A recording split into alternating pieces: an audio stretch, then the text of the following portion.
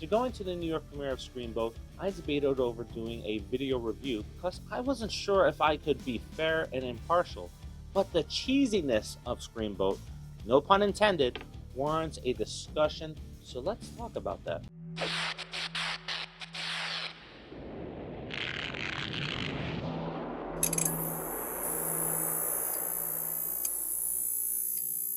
Director Steven LaMorte, the mastermind behind the delightfully twisted The Mean One, has done it again with Screamboat. This horror comedy takes the beloved whistling icon Steamboat Willie, aka Mickey Mouse, plunges him into a blood-soaked nightmare, proving that some childhood memories are best redelivered with a horror twist. Hey everyone, welcome back to another review here on Nerdbox, and just before we dive into things, I want to give you a little bit of a background on my taste if this is the first time that you're watching a review on this channel, because I watch all things horror, and as I mentioned, those cheesy horror films that are out there, some of them, perfect. Well, I think of Mad Heidi, The Mean One, for instance. Those films bring so much cheese that it's enjoyable. So, let's talk about this film. And up until this point, I've been a fan of indie directors taking these childhood memories and twisting them into something other than what Disney has been doing with their live-action remakes. And let's face it, the real nightmare of these classic tales coming back to life is not what horror directors are doing to them. It's what Disney is doing to them themselves, with forcing these narratives down our throats that changes what the story was really about. So if I'm going to see a live-action remake of a Disney film from yesteryear, it's going to be a horror one because we're going to have some fun with it. In fact, I have two teenage girls at home, and I'm raising them not to be dependent on a man and such and such and such, but that's not what this video is about. But even they look at those Disney films and say like, hey, what happened to the ones that I knew from when I was a kid? Where's the love story? I don't care about all this empowerment shit. Hey, so I can go on a rant. I'm gonna cut myself off there, and let's talk about the film. Screamboat gleefully embraces its absurd premise, turning a late-night New York City boat tour into a chaotic battle for survival against a mutated Steamboat Willie, who has been held captive for nearly 100 years at the bottom of a ferry boat. Once free, Willie seeks revenge on all those he crosses paths with in all the gory goodness one would expect in a horror comedy that knows exactly what it is. A viewing experience that is both laugh-out-loud funny and surprisingly suspenseful. Okay, let's talk about the good of the film. David Howard Thornton dons the makeup once again. Fans will know him as Art the Clown and the Mean One. And he brings Willie to life as he manages to convey a menacing presence even in the character's more cartoonish moments, ensuring that horror never feels toothless and it doesn't feel like just another Art the Clown type of character. There are some scenes in this movie where you can't help but laugh out loud with how Willie is reacting to certain encounters or certain unaliving moments that he delivers. There is one that we're going to slightly talk about in just a moment.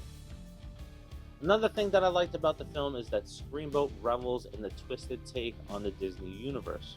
Whether it's a recreation of the Steamboat Willie cartoon within the movie itself, or the appearance of the Disney princesses with the New York attitude turned up to a level 15, which I found very funny.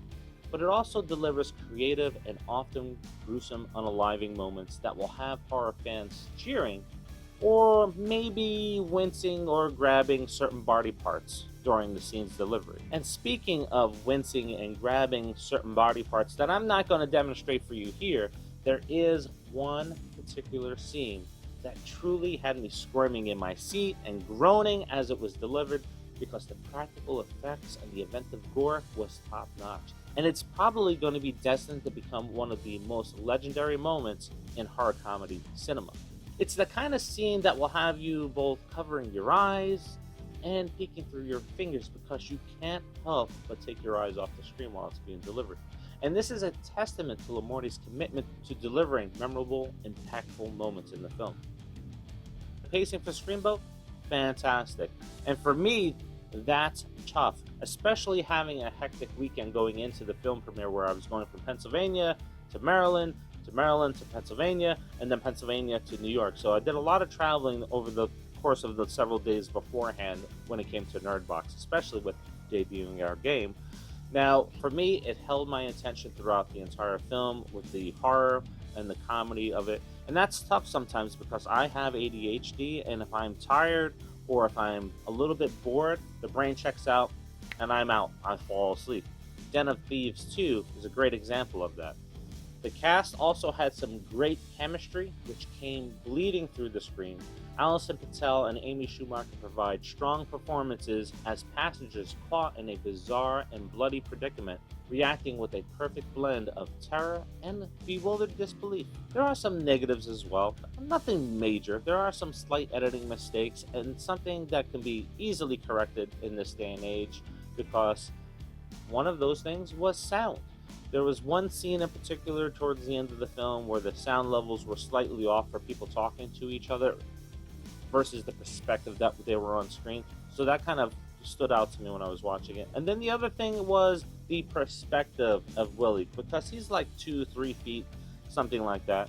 And there were a couple of scenes where that balance of his height didn't make sense. But again, these are things that can easily be fixed. But overall, I give this film 3.5 stars out of 5. And it would be something that I would see in the theaters again. I just haven't had the time to go back out and catch that.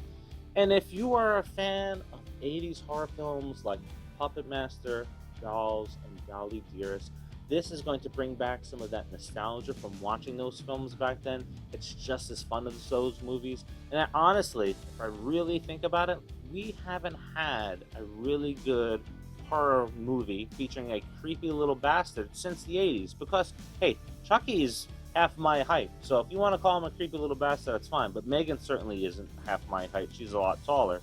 So this tickles all of the horror goodness from back in the 80s, watching those films growing up. And if you are a fan of those films now because you didn't grow up then this is certainly something that you want to go see in the theaters.